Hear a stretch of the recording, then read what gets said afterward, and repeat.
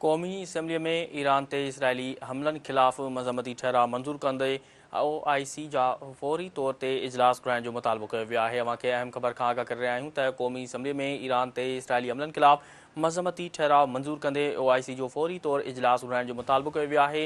ठहराउ में चयो वियो आहे त इसराइल इलाक़ाई सलामती लाइ ख़तरो बणिजी चुको आहे। ठहराउ में चयो वियो आहे त इसराइल गज़ा ते हमलो कयो।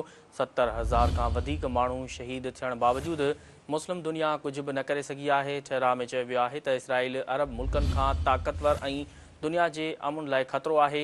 ईरान खे गॾियल क़ौमुनि जी मंशूर जे आर्टिकल 51 तहत पंहिंजे दिफ़ा जो हक़ हासिल आहे। अव्हांखे अहम ख़बर खां आगाह करे रहिया आहियूं त क़ौमी असम्बलीअ में ईरान ते इसराइली हमलनि ख़िलाफ़ मज़म्मती ठहराउ मंज़ूर कंदे OIC जो फ़ौरी तौर इजलास घुराइण जो मुतालबो कयो वियो आहे।